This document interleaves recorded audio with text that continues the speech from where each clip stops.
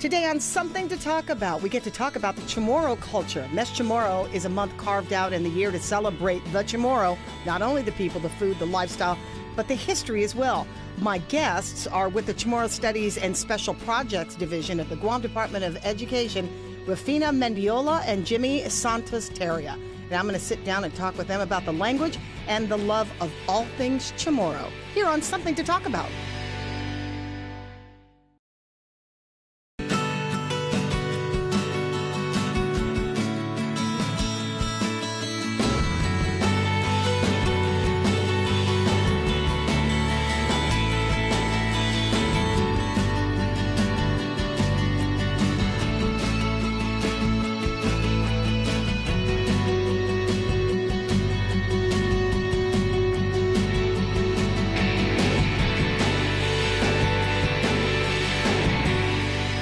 And welcome to Something to Talk About. So glad to have you along with us.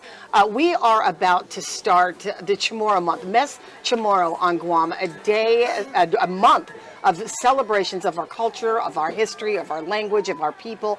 And I don't think that we could have started anything off without these two fine folks in the Department of Education. They are with the Chamorro Studies and Special Projects Program Division.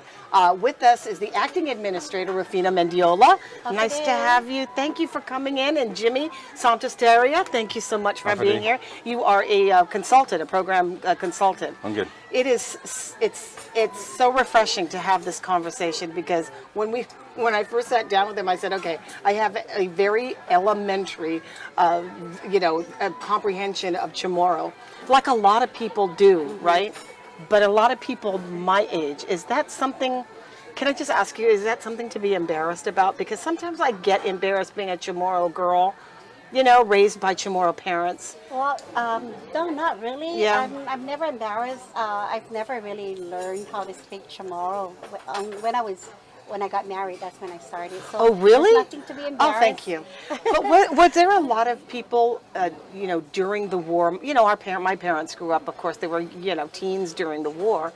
And my father went to the Air Force immediately, like a lot of men at that time. They became men, and then they went into the military. When we were everywhere, when we moved off of Guam, they never really spoke to Chamorro to us. Is that kind of something a symptom of the war, you think? Yes, exactly. Well, even me, I was raised with the military. My uncle raised me. He's in the Navy man. Married my auntie. She's a local Chamorro, so I was never spoken Chamorro growing up, going to school.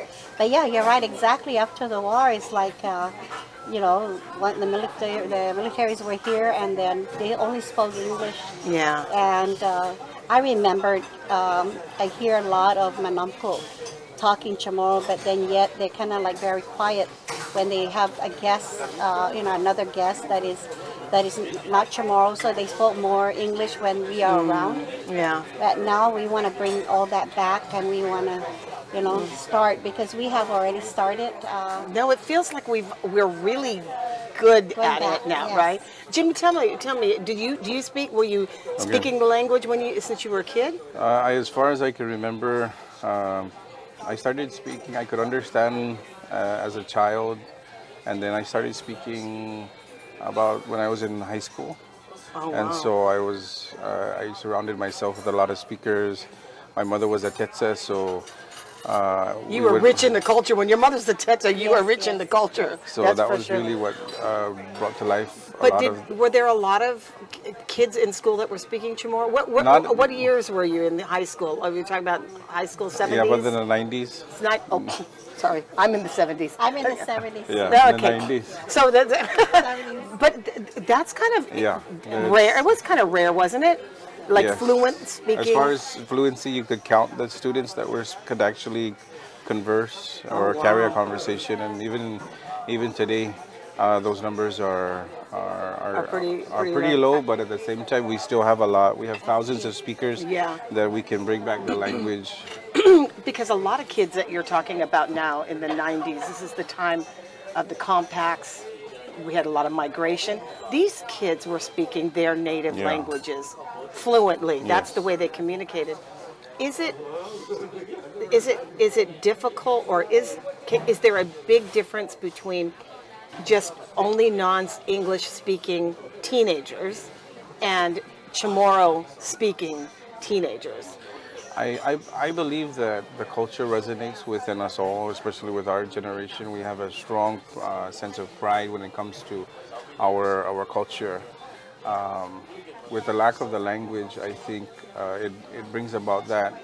But at the same time, it's like Rufina said, it's never too late to learn the language, especially when we still have thousands of native speakers and we can bring it back by pairing up with an elder or through the university or through the Guam Public School system.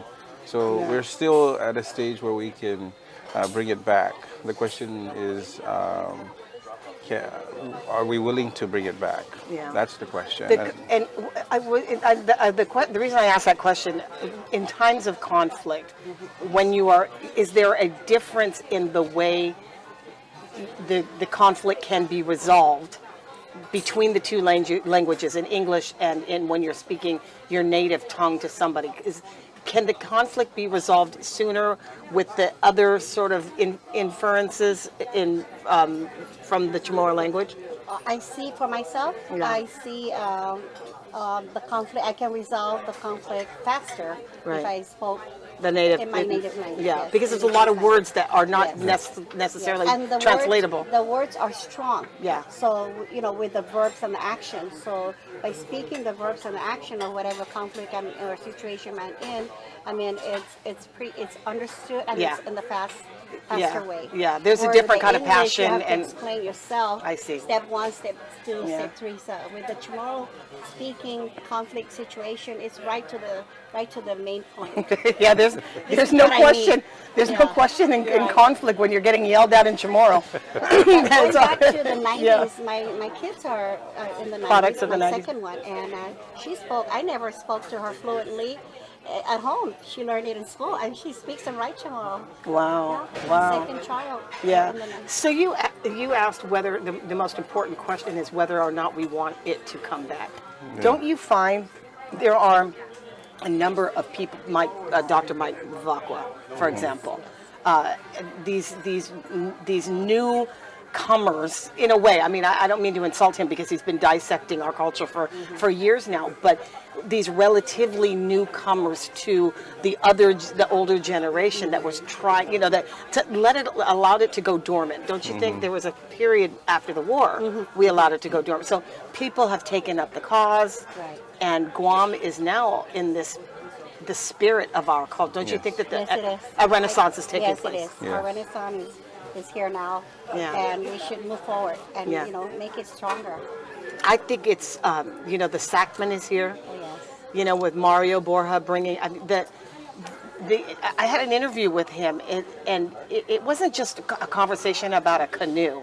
It was a spiritual awakening, I think, for him. And you can really feel that sort of passion. And I was trying to make the point that Mario lives in an entirely different place than we do, thousands of miles away. But it's still strong. spirit is there. Yeah, the Yeah. spirit is strong. Yeah. We want to. How do we capture that in the Department of Education? Well, do we do enough? I'm getting goosebumps right Oh, now as we really? speak because, being a teacher since the 70s, early 80s, I never was availed with a lot of materials, curriculum in relation to how I'm supposed to make it a clearer picture for my students. But now, it gives me a goosebumps because we make a lot of materials readily available to be used in the classroom. So and because of that, because we wanted to revive it even in a step that it is used properly and make sure that we always want it 100%, but we know it's not 100%. Yeah. But if you have a goal of 100 or more percent, you know already that it's achievable. Yeah, What's as interesting far is- as speaking it in the classroom. Yeah, and teaching it, comprehending. yes. Yeah, the thing is that a lot more of these 30-somethings are writing these books Yeah. Yeah. in Chamorro, and they're books that are geared only for children. Yes. The alphabets, the stories, the legends, that sort of thing. I want to speak in that behalf because Okay. I have stories in my heart growing up. I was never surrounded with my own family because I was 5 years old when my mom died. And my story came out during Festback. So I did write a book, a children's book. It's been published by the Taiguini Guam Press, a Yoji Press. Yeah, so What's the story about? Is it your feelings about everything about my growing family up without that your I've mom never, and? yeah. Oh, no And kidding. it's dedicated to my granddaughter Bella. So it's called Imalingo na Patgam, the lost child. So I was actually that lost child. This in this part time in your life, you are writing from an emotional Yes. experience Yes. that is drawn out, and you're using the language to Right. tell the story. Yeah. So it's in Chamorro. Would it Yeah. have been different if you wrote it in English? Do you feel like there would have been a different I don't know, passion? but I refuse. I'm sorry, but I just refuse to write any stories in English. I wanted to. That are your stories? That's my Yeah, story. okay. Or even any other story, I would Okay. write it in Chamorro. Really? Yeah, I just. So how did you go from not speaking as a kid and then as a grown adult learning to speak it That's and a then good question, Patty, because let me tell you, I started when I had a child. And they were learning Chamorro, the bilingual Chamorro in the classroom. And I didn't know how to help my child, my first child. He's 41 right now. I didn't know how to help him, so as a mother, I had to take classes at the University of Guam. wow. Since then, I never stopped. And now you run the show. And now I, who knew? I taught for 30 some years, and I Wow. wanted to give back by helping the division.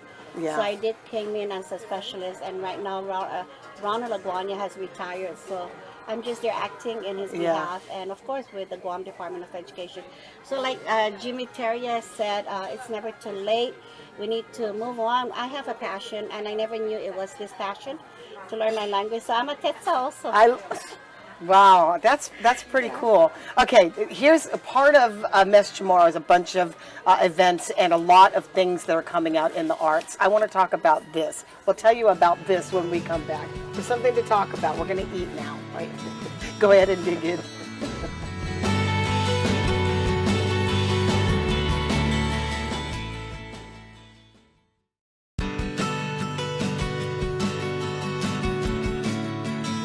Welcome back to Something to Talk About. I'm here with Rufina Mendiola and with Jimmy Santasteria.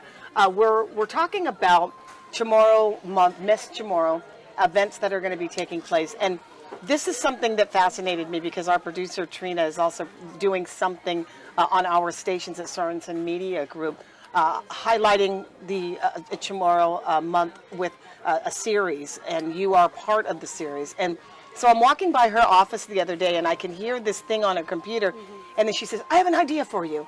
And that's why you're here, because she had an idea. This is MISA.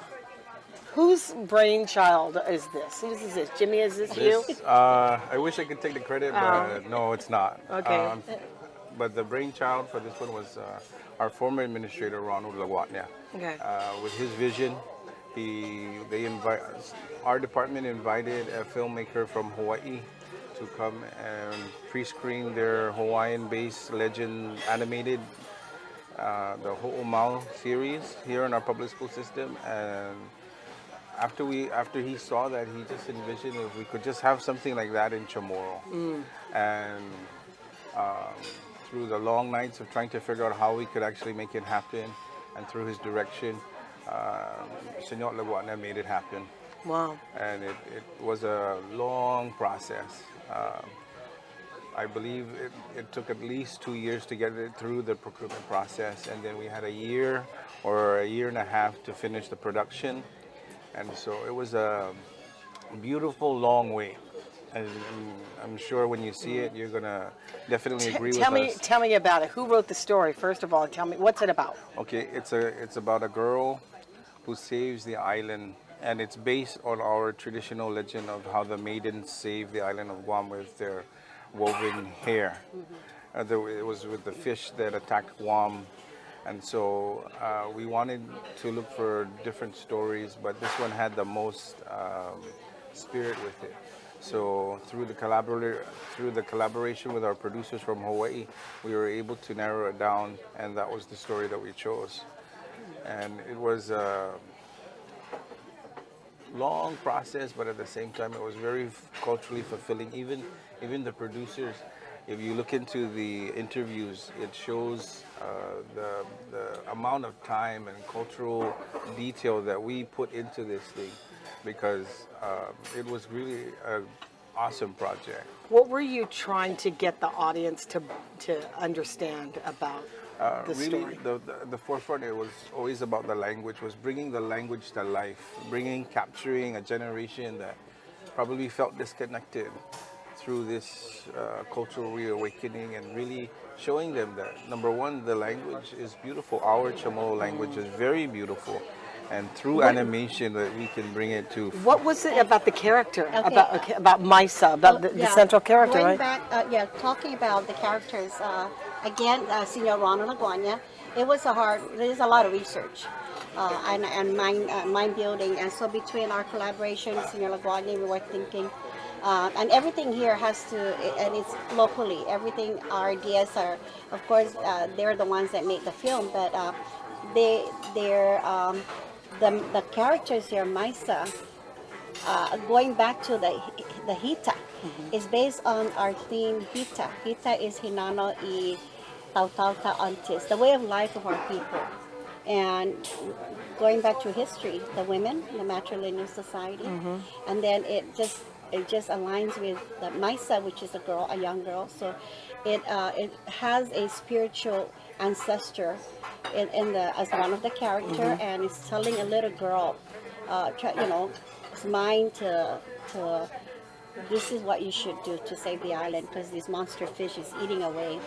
And Maisa noticed that her hair is long, and since the warriors could not defeat the beast, so the spiritual, our Tautomona, our ancestors say, no, you're a very wise little girl, you can think. So all of a sudden she said, oh yes, Igaputulu. Let good Igaputulutan if I'm allowed. So our hair is very strong, it's their strength. So not because the hair is strong in itself, it's what we have in our heart about bringing back what we have lost, like Jim said, in our language and our culture, and it's not seen. So through this animation, it's dynamic. You can see everything. Wow. The language is so pure. The location that we have chosen, Pago Bay, Hagåtña Spring, and then the character. Every character there means a lot. It's a place in Guam. Well, this is getting attention outside of Guam, right? Yes. Tell me about that. Yeah. Well, our producer from Hawaii, first and foremost, PBS Guam is the first one to air during the holidays, Christmas holidays up to even in January.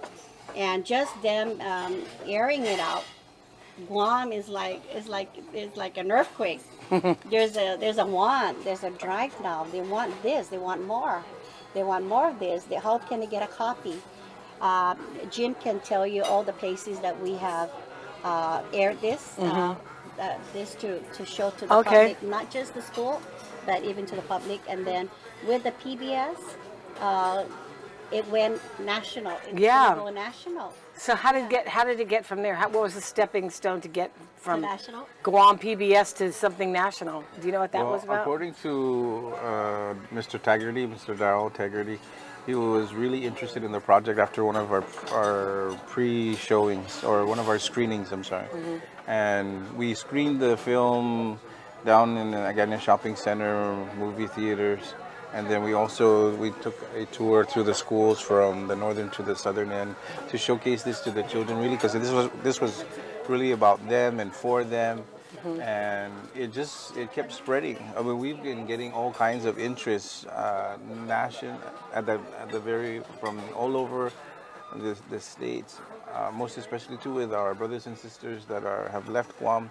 And they've been trying to see how they can get a copy of it. They've been asking if they could purchase it, but because it was funded under the Consolidated Grant Title V, you had a certain amount. Yeah, you could only, we only produced a certain amount, and it was for the schools, so we couldn't resell it. So we also partnered with PBS, and they've been able to screen it here on our island, and then of course when you bring it to the national level, it also give more exposure to the film. Yeah. And our producer too has been doing. I'd like to The acknowledge. producer's been shopping it Yeah. around for you too? And also, like, we can mention, see, Michael Sabales from Twiddle Productions, and they've been instrumental in making sure that we have an awesome product, and it's been great for them, and most especially for here and our children. Do you concentrate? I mean, this is a big time for your division. This is like Christmas month for you, right? Christmas. I mean, it's a dream come true. Yeah. For me, you know, for Yeah. me to have something like this. Yeah. But for this time we are now a holiday. Yes, it is. That was pretty cool when I think it was Senator Rory Respicio wanted to declare it one of one of Guam's recognized holidays. Came a long way on that one, just to be able to recognize and then dedicate an entire month. Does it feel like you have to put a lot of things into one month in order to keep up the pace? Momentum, Yeah, the yes. momentum. Yeah. Yes, and you know, it's like sleepless night. Yeah. What else can we do? What else can we do? We want, and we try so much to do a lot in one month, but. Let me tell you, it's not only 1 month, you know. Yeah. The activities is throughout the year, but within the month, this is for the community and even for the government agency. That's when we really showcase it. So it goes even from the school to the University of Guam. Well, it's also going to be part of FestPac because that's a big deal.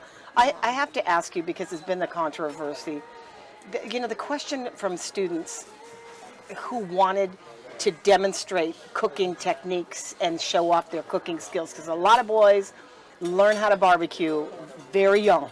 It's a rite of passage to be able to light the fire or cut the wood or become part of that. Maybe it's a male ritual, of the barbecuing, something Chamorros are really known for. They wanted to showcase that to other cultures inside the school. And a lot of us in the media didn't think that was such a big deal. But it has become such a big deal to not be for that one particular thing to take place, right? I mean, it's been a little conflicted. It is, and this is what we did last year when we have our academy, which is the Chamorro Language and Culture Teachers Academy. When we get all the 150 teachers, and we train them. A part of the training, we invited public health. Only because in our content standard, we have culture. And that's the practices that they do to show that culture and the language. Sure, food is our thing. Yeah. So our teachers had, they were trained the safety, the food safety, the handling, and they have a certificate. And that's another. And then the issue came again because it's Chamorro month this year. Yeah. So some of the schools are calling our office asking. We heard we can't do this anymore, and why not? So I communicated with public health, and it's safe to say that it's in the standard. Whatever they have been imparted with education that they can prepare in the school. If it needs to prepare cooking. So they can do it because now you've got people who have gone through the safety handling procedures, and they've got certification. According to public health. Well, question answered. Yeah. So these kids can bring their stuff and show how to prepare it or the teachers have to do that. They have to be very careful when they bring. It has to make sure that the kind that they're bringing is stored in a proper temperature. Oh, okay. But certainly the hands are not really tight. Yeah, not like before. Yeah. There's something that we can do to Okay. show the practice. Well, that's good Yeah. because you draw from the enthusiasm of these students, right? That's Which the gets only them. way to see it, to really actually participate. I agree. Well, I want to be able to figure out a way to talk to you all throughout the month. You guys have been very enlightened. Thank you Thank you so much. and thank you for speaking to Chamorro to me when I first walked in the door. I understood every word. See? Maulik. It's a small sit. Thank you guys. Thank you very much. We will look forward to the series during Chamorro Week. Find us on all of our stations and look for the trailers for this incredible production, Maisa. Thank you for joining us. We'll see you later. Adios. Adios. Okay. All right. You guys